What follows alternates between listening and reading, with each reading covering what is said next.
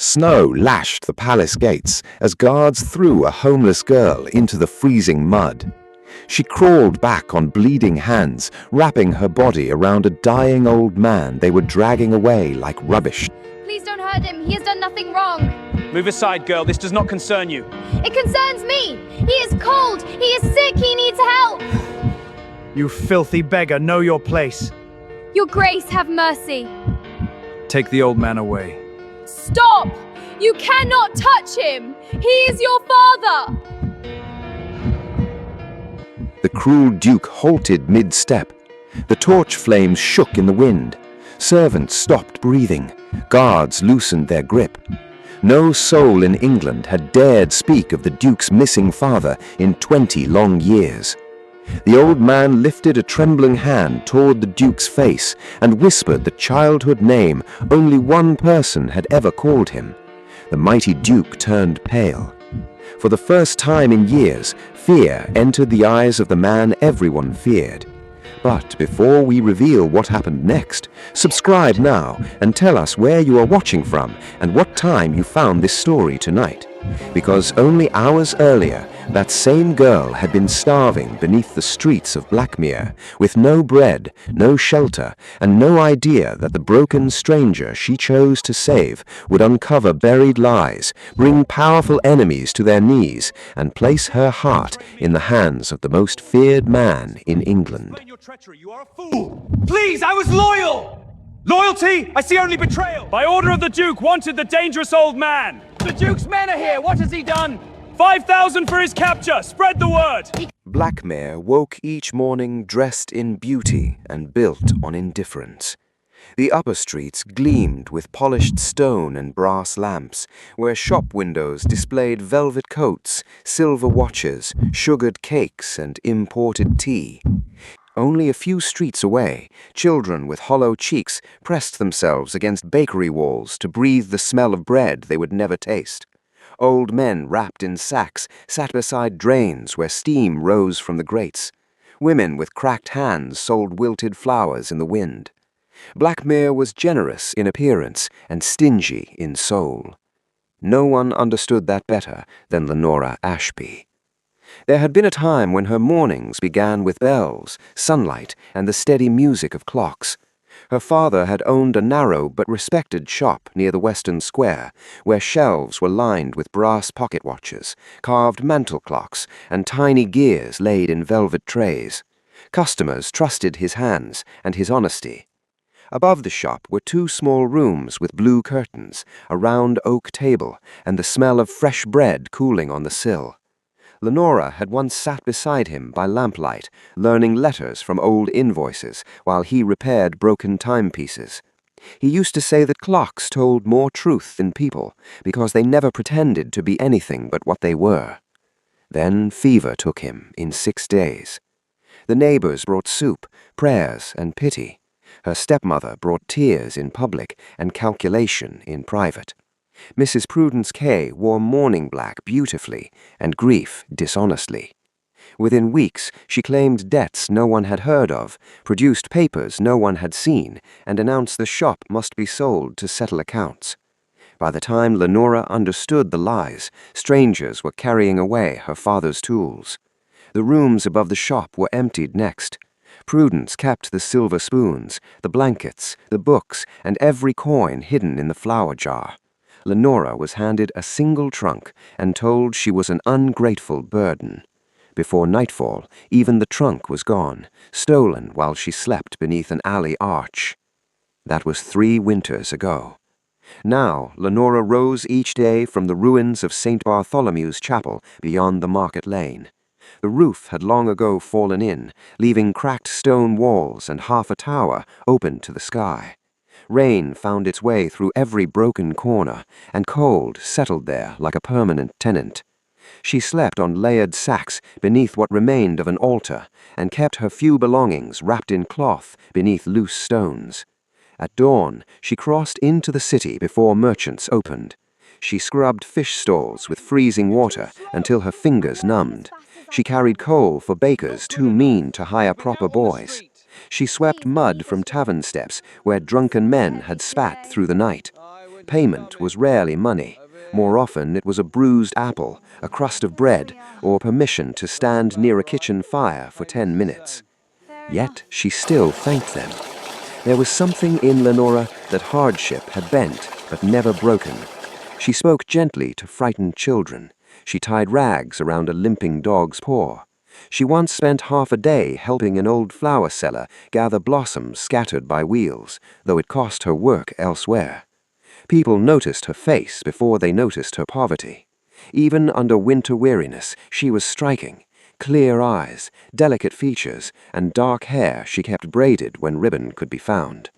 But admiration vanished quickly when men saw patched shoes and rough sleeves. Beauty without money was entertainment, not value.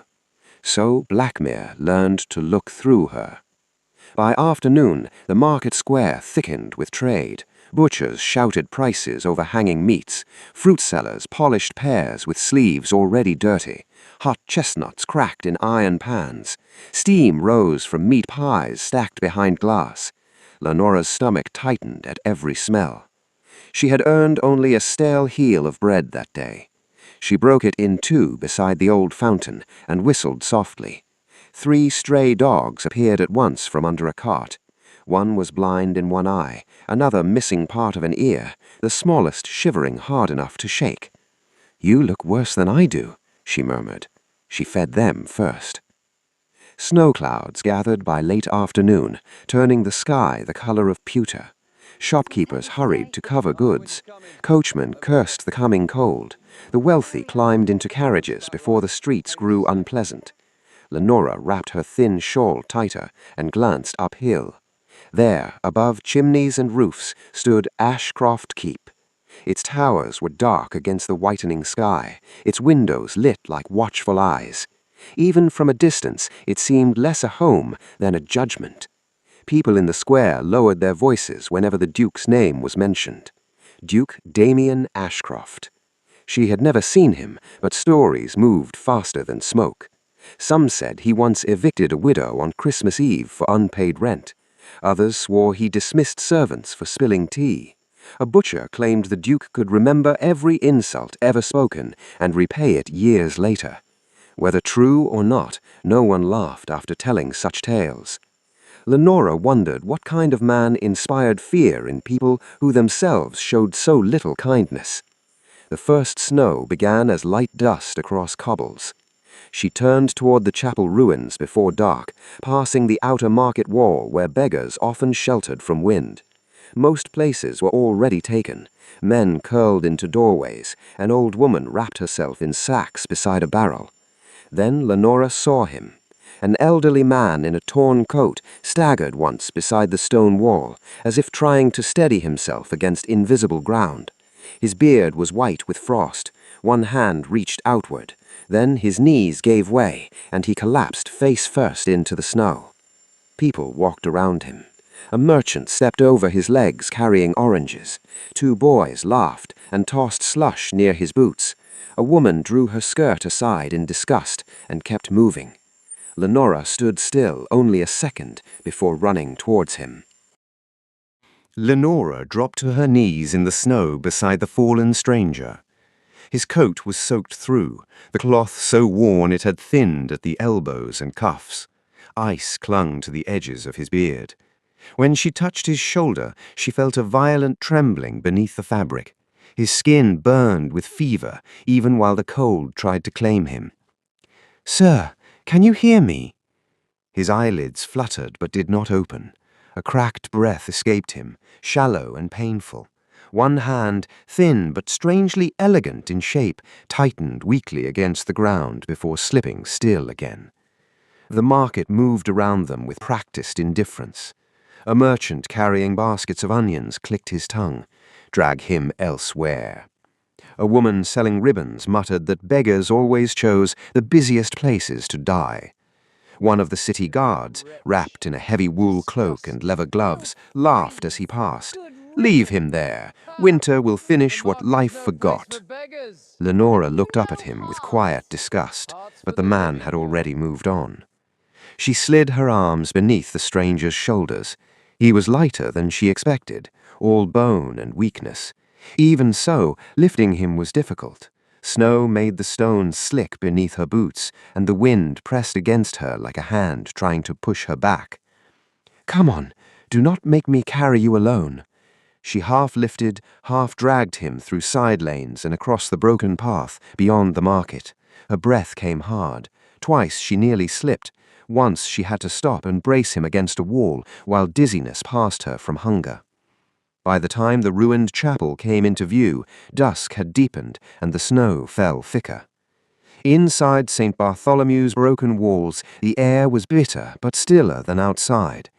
Lenora laid him on her sacks of gunny sacks and knelt beside him, rubbing warmth into his hands. She removed his boots, emptied of shape by years of wear, then wrung melted snow from the hems of his trousers.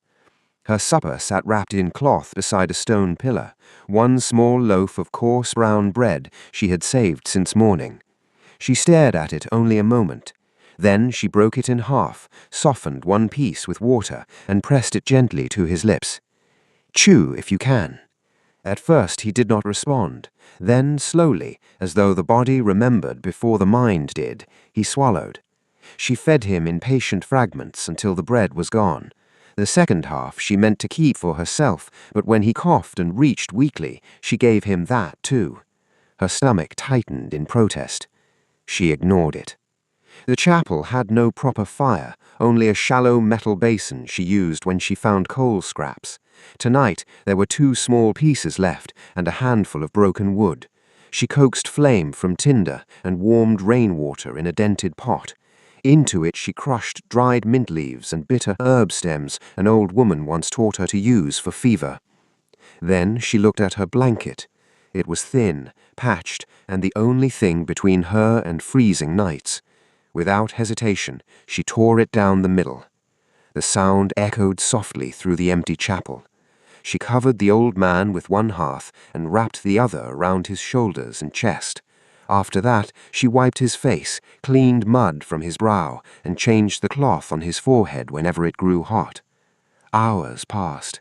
Wind moaned through broken stone arches. Snow drifted in through gaps where stained glass had once glowed. Lenora sat beside him, fighting sleep, knees tucked beneath her chin, hands raw from cold. Sometimes he muttered in fever, names she did not know, places spoken with the clear accent of a gentleman. Once he whispered, "Damien, no." Near midnight, his breathing eased. Just before dawn, she woke to find him watching her. His eyes were pale grey, tired but sharp. Even lying on sacks in ruined clothing, there was something unmistakably dignified about the way he held himself. He did not glance around in panic or complain of discomfort. He studied the chapel as though measuring it, then turned back to her. "You remained," he said. His voice was rough with illness, yet educated and steady. "I had nowhere else to be," Lenora answered. He tried to sit. She helped him carefully. Up close, she noticed his hands. Though scarred and thin, they bore the shape of someone long used to pens, reins, and rings, not labor. His nails were trimmed despite neglect.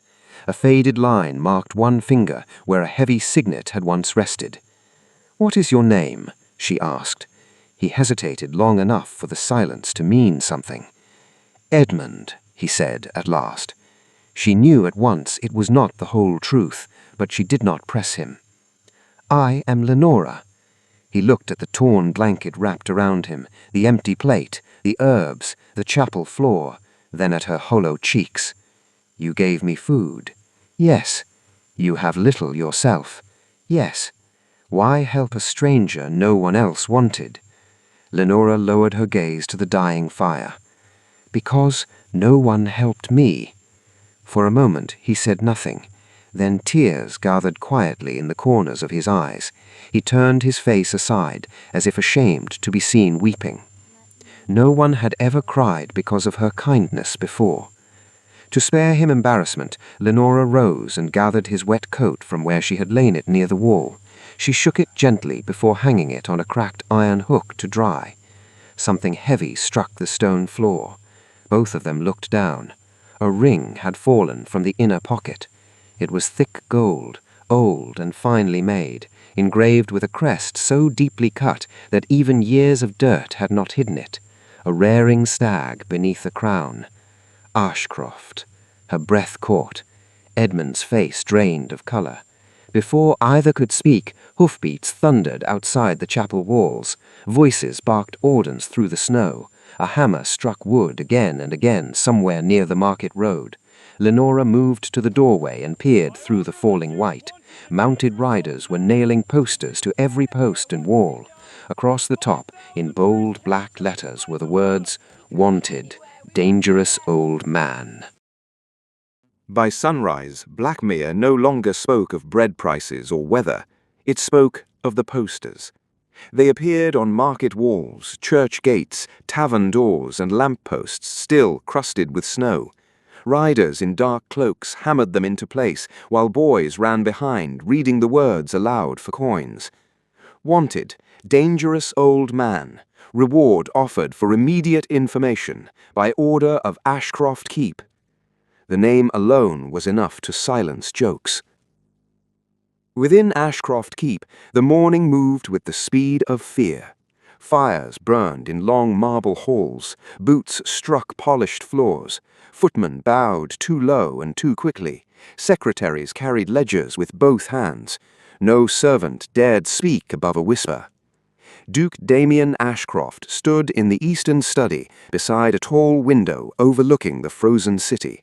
He wore a black coat cut with military sharpness, gloves fitted perfectly, and no ornament beyond a silver watch chain. The room around him was magnificent. Dark oak shelves, maps framed in gilt, a globe from Italy, crystal decanters untouched on a tray, but none of it softened him. He read the latest report without expression. "No confirmed sighting?" he asked. The magistrate before him swallowed. "Several claims, Your Grace, nothing reliable." Damien set the paper down with precise calm. "Then make reliability profitable." "Yes, Your Grace.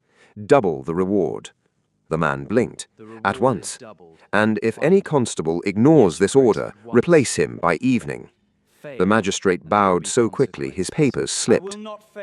When he had gone, Mr. Haldon entered without being announced. Age had bent his shoulders, but sharpened his eyes. He had served the Ashcroft household longer than most men remembered. "This fraud grows bolder, using your family crest to stir gossip."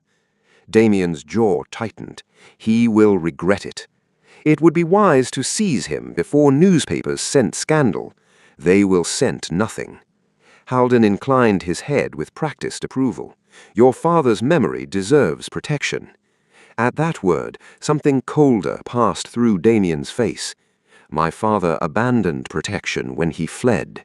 He turned back to the window, ending the matter. Across the city, tenants in the lower quarter straightened when Ashcroft riders passed. Shopkeepers offered information, whether they had any or not. Mothers pulled children indoors. Even honest men feared being noticed by the Duke's search. At the ruined chapel, Lenora watched all of it from behind broken stone. She had moved Edmund deeper inside, behind what remained of the altar wall. She cleaned the ring and wrapped it in cloth, then tucked it beneath loose bricks where only she knew. "You should leave me," the old man said quietly. "They seek trouble, and I carry it. You can barely stand. That has not stopped trouble before." She almost smiled, despite the fear. Over the next days, his fever broke slowly. Color returned to his face. Strength crept back into hands that once shook lifting a cup. Lenora scavenged broth bones from a cook she sometimes helped, boiled them with onions and stale crusts, and brought the thin soup back steaming in a dented pot. He ate with gratitude and old manners. When she misread a notice brought in from the street, he asked what schooling she had known. "Enough to count wages I rarely receive." By evening, he had her sounding out proper sentences from discarded newspapers.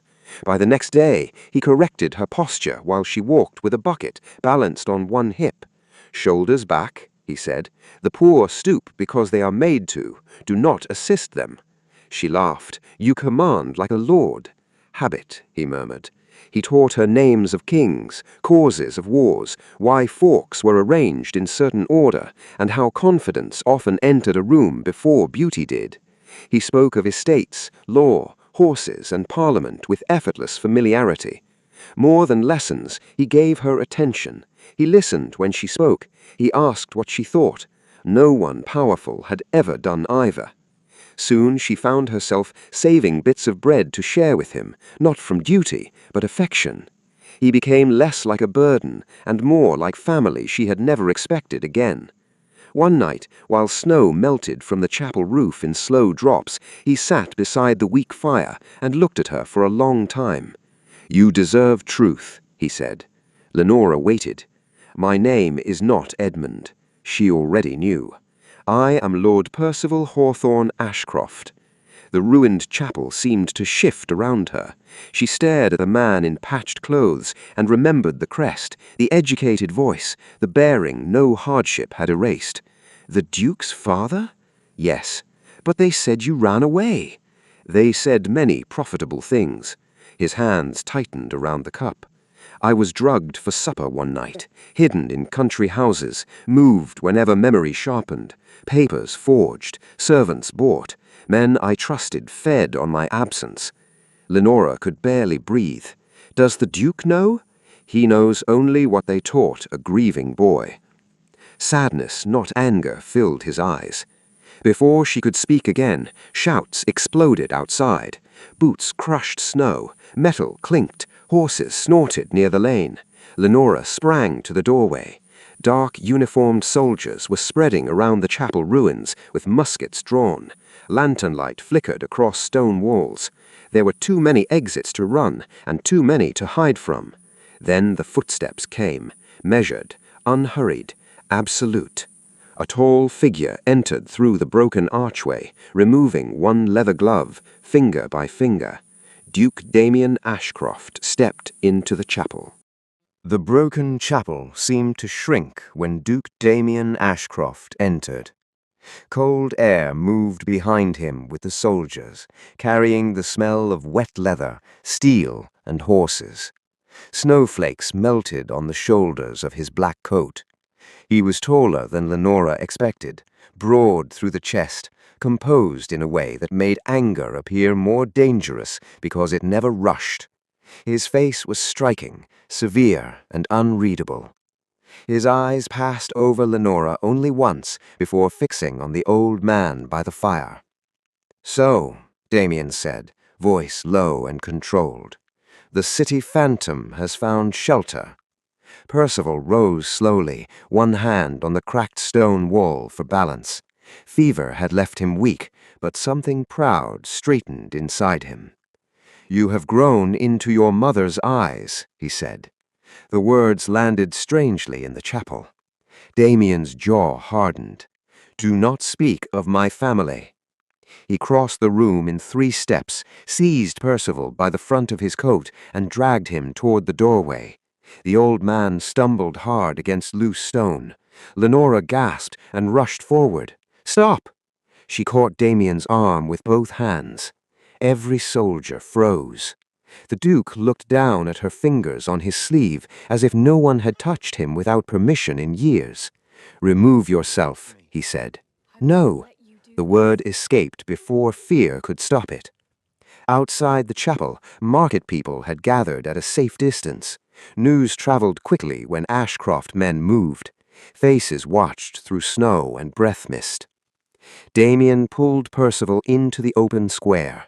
Lenora followed and threw herself between them, spreading her thin arms in front of the old man. Gasps rippled through the crowd. No one stood between the Duke and anything. Damien's expression did not change, yet the silence around him deepened. "Move aside," he said. "You are hurting a sick man. He is a fraud using my father's name. He is hungry, half frozen, and old. He is dangerous." Lenora's cheeks burned with cold and fury. "Dangerous to whom? Men who survive on lies?" Several guards shifted uneasily. Damien's gaze sharpened. She should have stopped. Every instinct warned her, yet years of being stepped over rose inside her like fire. You punish weakness because you fear truth. The square inhaled as one body. A woman dropped the basket in her hands. A boy crossed himself. Even the horses seemed to still.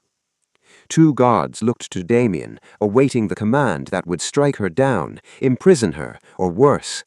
Instead, he said nothing. He studied her face, her torn shawl, the snow in her hair, the defiance shaking through her despite terror. Lenora's knees wanted to fail. She kept them locked.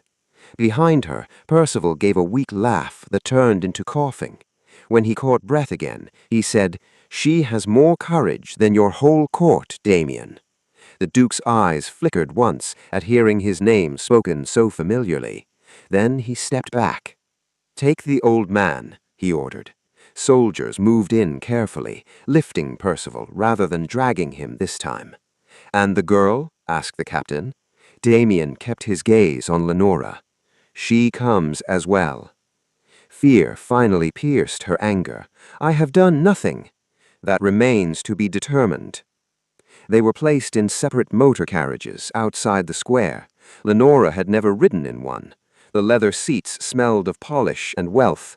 Snow-streaked streets passed behind glass, while guards sat opposite with rifles across their knees. Blackmere changed as they climbed toward the upper quarter. Beggars disappeared. Windows grew larger, streets cleaner, lamps brighter. Houses stood behind iron gates and trimmed hedges, untouched by hardship. Then Ashcroft Keep rose ahead. It was larger than any story had prepared her for. Dark stone towers, carved balconies, iron gates tall as church doors, and long rows of lit windows burning against the storm. Servants in livery waited beneath covered steps, while fountains stood frozen in elegant silence. Lenora was led inside through doors taller than chapel walls. Warmth struck first, then light. Marble floors gleamed beneath chandeliers heavy with crystal. Paintings of stern ancestors watched from gilded frames. A staircase curved upward like something built for kings. Footmen lined the hall in perfect posture, though many stared before lowering their eyes. At the sight of Lenora's ragged hem and worn boots, whispers began. A noblewoman covered her smile behind a glove. A young gentleman muttered, "Has the Duke imported charity?" Another answered, "Or scandal." Servants looked differently, some curious, some pitying, some frightened for her. For the first time, Lenora saw the world that crushed people like her from above, not as rumor, but architecture. Percival was taken down a side corridor by physicians and guards. He looked back once. She tried to follow, but a footman blocked her path. Then heels clicked across marble. Lady Beatrice Holloway descended the staircase in pale silk, the color of winter cream. Diamonds rested at her throat like frost. She was exquisitely beautiful, every movement graceful, every smile measured. She approached Damien first.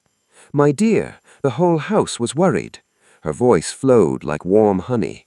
She touched his sleeve possessively, then turned to Lenora. The smile remained, only the eyes changed.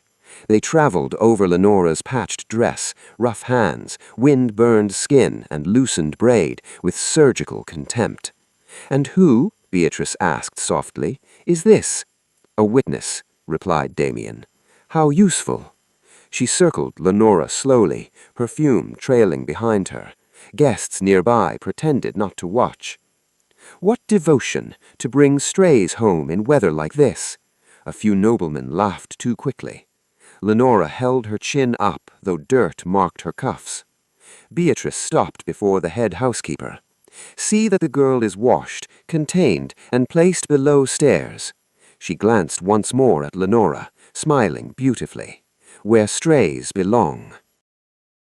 Morning in Ashcroft Keep began long before daylight touched the towers. Bells rang through servant corridors hidden behind panelled walls. Fires were stirred, silver polished, rugs beaten, baths carried, trays prepared, boots brushed, and breakfast tables dressed with fruit, eggs, smoked fish, cream, preserves, and fresh rolls. Lenora was placed in the middle of us all. The room given to her was not truly a room, but a narrow alcove near the laundry stairs, with a cot, cracked basin, and one hook for clothing. Her own dress had been scrubbed, but remained threadbare. The housekeeper handed her coarse grey servant garments and informed her that gratitude was expected. Among the lower staff, she became a spectacle. Some pitied her for being dragged into noble quarrels. Others mocked her for believing the Duke had brought her for any reason beyond interrogation. Older maids warned her not to attract Lady Beatrice's attention. Younger footmen lingered too long nearby, curious about the girl from the streets who had spoken against Damien Ashcroft and lived. The noble women were worse. When they passed through corridors scented with wax and roses, they glanced at Lenora as if she were decorative dirt. One asked whether beggars now came with uniforms. Another dropped a handkerchief directly into a puddle and ordered Lenora to fetch it. She did, then handed it back with such calm dignity that the woman blushed before becoming angry. Beatrice's loyal staff made certain Lenora worked harder than others. She scrubbed marble steps on bruised knees, carried linen baskets larger than herself, polished silver until her wrists ached, and was sent running from kitchens to upper chambers without pause. Meals came late and cold, often only leftovers scraped from platters after guests had eaten pheasant, glazed carrots, sweet tarts, and cream custards. Still, Lenora watched. At midday, she was ordered to carry fresh towels near the west apartments, where Percival was kept under care. A physician entered with a tray of medicine.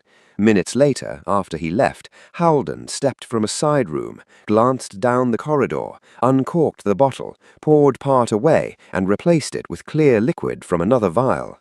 His hands moved with habit. Lenora flattened herself behind a curtain until he passed. That evening, she delivered flowers near the library and heard voices through the door. "We cannot keep two sets much longer," Haldon said quietly. "Then burn the older ones. When I marry the Duke, no one will examine accounts that no longer exist." Lenora stood still as stone. Another morning, she carried flowers to the blue salon and saw Beatrice holding a bundle of unopened letters over the great fire. "These from tenant widows?" Beatrice asked a maid. "Yes, my lady." "Then they can remain unanswered in ashes." She dropped them into the flames, one by one. Lenora's anger rose hotter than the fire. She tried to warn Damien the next day when he crossed the North Gallery alone. "My lord, someone tampers with your father's medicine." He stopped, but did not fully turn. "You accuse my household boldly for a servant. I accuse what I saw, and what you see is shaped by ignorance." She stepped closer despite herself. Truth does not require breeding to recognize it. That earned his full attention. For a moment his eyes rested on her face with something unreadable, annoyance perhaps, or reluctant interest. "You mistake suspicion for wisdom," he said at last, and walked on. Yet after that he began noticing what once passed unseen. He saw Lenora thank the kitchen maid by name for burnt toast no noble would touch. He watched her kneel to tie bandages to a scullery girl's blistered feet after Beatrice's dresser had overworked her. He noticed she returned a pearl brooch a guest dropped near the conservatory and asked no reward. When he questioned her sharply, she answered directly instead of flattering him. Most people around Damien either feared him or wanted something. Lenora seemed to do neither. Doubt, once planted, grew quietly. Beatrice noticed changes faster than anyone. Damien asked fewer details of wedding plans. He interrupted her twice to inquire after his father's appetite. He once dismissed a complaint about Lenora without punishment. That night, Beatrice smiled through supper and broke a crystal glass alone in her room afterwards. The banquet, held 3 evenings later, was grand enough to impress ambassadors. Chandeliers blazed over tables dressed in white linen and silver branches of candles. Platters of roasted duck, river trout, sugared figs, and almond pastries moved through the hall. Musicians played softly from the gallery. Lenora had been assigned wine service under strict warning not to be seen more than necessary. Guests whispered when they recognized her. "There is the chapel girl. The Duke keeps unusual souvenirs." Beatrice glittered at the center of the room in sapphire silk and diamonds. Damien sat beside her in formal black, distant as winter. Percival, pale but stronger, had been brought in on a cushioned chair at Damien's insistence. Many guests stared at the returned ghost of Ashcroft Keep. Dessert had just been served when Beatrice rose suddenly. "My lord, I wish this were unnecessary." Every fork paused. She held up an empty velvet case. "My diamond clasp is missing." Murmurs spread. She turned slowly, eyes resting on Lenora. "This servant was near my chamber." Her pulse struck hard. "I was sent there with laundry." "Precisely." Damien's face hardened. "Search her." 2 guards moved before she could speak. Hands seized her wrists. Gasps of delighted scandal rippled among the nobles. Some women hid smiles behind fans. Lenora stood in the center of the hall, humiliated but unbowed, while everyone watched in satisfaction. Then, from his chair at the high table, Percival gripped the armrests, pushed himself upward, and stood for the first time in years. Percival stood unsteadily, one hand gripping the carved chair beside him, yet the room felt as though a giant had risen. The guards holding Lenora hesitated, nobles leaned forward, even the musicians in the gallery lowered their instruments. "That girl is innocent," Percival said. Age had weakened his body, but not the authority in his voice. It carried cleanly beneath the chandeliers and through the scented heat of the ballroom. Beatrice recovered first. She placed one elegant hand against her chest. "My lord, you are unwell. Sit before you strain yourself." "It is you who have strained this house." Colour left her cheeks. Percival looked toward the nearest guard. "Search Lady Beatrice's right sleeve." Gasps moved like wind through wheat. Beatrice stepped back. "How dare!" The guard glanced to Damien. The Duke's face was stone. "Do it." The man reached carefully into the silk lining of her sleeve and withdrew a glittering diamond clasp. Silence hit harder than shouting. Lenora closed her eyes once, not in triumph, but relief. Beatrice's mouth opened, then closed again. "A trick. Someone planted it there." "Yes," Percival answered. "You." Mr. Holden rose from his place near the side wall. "This spectacle is beneath the dignity of Ashcroft Keep." "No," Percival said. "What you built beneath its roof was." He motioned toward a footman waiting nervously near the doors. The man stepped forward carrying a leather case Lenora recognized from Percival's chamber. With shaking hands, he opened it on the banquet table. Inside lay letters, account books, seals, and folded legal papers tied with ribbon. Percival spoke without haste. "These are copies of the forged letters declaring I abandoned my family. Here are payments made to physicians who kept me sedated. Here are transfers from estate funds into private accounts controlled by Mr. Holden. Here are agreements with Holloway interests drafted after my disappearance." The ballroom erupted. Guests rose from chairs. Ladies whispered fiercely behind gloved hands. Men demanded to inspect documents. Servants stared openly at the steward they had feared for years. Damien took one paper, then another. His eyes moved rapidly across signatures, dates, sums. "This cannot be true," though the words sounded less certain than desperate. Percival met his gaze. "It is the truth you were raised to hate." A physician near the rear doors suddenly fell to his knees. "I was paid," he cried, "only to administer drafts, never to kill, I swear." Another servant burst into tears and confessed carrying false correspondence to newspapers. Then more voices came. A maid testified Beatrice ordered letters from widows burned unread. A clerk admitted altering rent ledgers under Holden's instructions. A driver described transporting Percival between remote houses under secrecy. Each confession struck Damien harder than the last. He stood in the middle of the hall like a man watching his own reflection shatter. "I enforced deaths from stolen books," he said faintly. No one answered. "I dismissed honest men because liars advised me." His hands trembled for the first time anyone present had ever seen. Beatrice hurried to him, tears perfectly placed in her eyes. "Damien, listen to me. My father arranged matters before I understood. I wished only to protect you." He did not look at her. She caught his sleeve. "We can survive scandal together." Still nothing. The softness vanished from her face like paint washed off in rain. "You ungrateful fool," she hissed. "Without me, you would still be a wounded boy barking orders in your father's shadow." The nearest nobles recoiled. Holden chose that moment to run. He moved surprisingly fast for an old man, but guards were faster. They seized him near the west doors and dragged him back struggling, his polished dignity torn away at last. Damien's voice returned, cold and clear. "Mr. Holden, you are under arrest for fraud, theft, unlawful confinement, and treason against this house." Then he turned to Beatrice. "Our engagement is ended." She stared as though struck.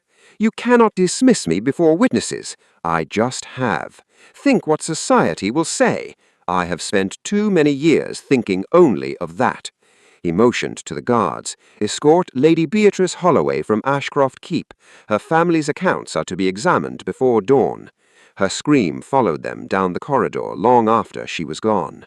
Damien dismissed the guests with formal apology. No one resisted. They fled eagerly, carrying enough scandal to feed London for months. When the hall emptied, he remained alone with Percival. Father and son faced one another across the wreckage of dessert plates, spilled wine, and candles burned low. "I believed them," Damien said. "You were a child.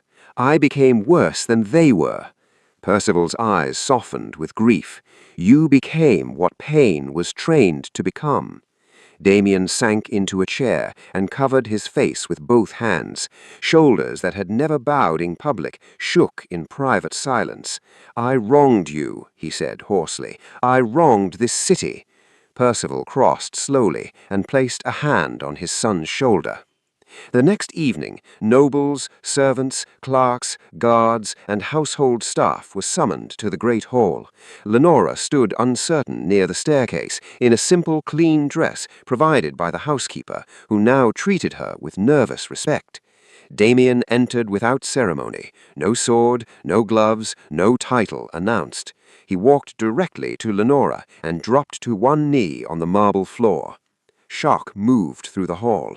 "I judged truth by clothing. I repaid kindness with suspicion. I ask your forgiveness." Lenora looked at the man everyone feared and saw not power but the cost of it. "Forgiveness," she said quietly, "is not spoken once, it is proven daily." He lowered his head in acceptance. Outside, beyond the tall windows, dawn waited over Blackmere. And when morning came, the city would wake to a different Duke. Winter loosened its grip over Blackmere. Snow withdrew from rooftops in dirty patches, then vanished from lanes altogether. Market fountains flowed again. Bare branches along the upper road softened into green. With the changing season came changes no one believed possible. Ashcroft rent collectors no longer arrived like executioners. Old debts were reviewed and reduced where hunger had made payment impossible. Families who feared eviction received written extensions stamped with the Ashcroft seal. Mill workers saw wages corrected after years of false deductions. Widow petitions, once burned unopened, were now answered with coal, flour, and coin. Shelters received funds before ballrooms received flowers. People spoke the Duke's name differently. Not warmly at first. Fear does not disappear in a week. But suspicion gave way to surprise, and surprise slowly made room for respect. Duke Damien Ashcroft seemed determined to earn every inch of it. He rode through tenant lands without escort fanfare. He stood in muddy fields listening to farmers complain about drainage and seed prices. He entered kitchens where cooks expected inspection and instead asked what supplies were lacking.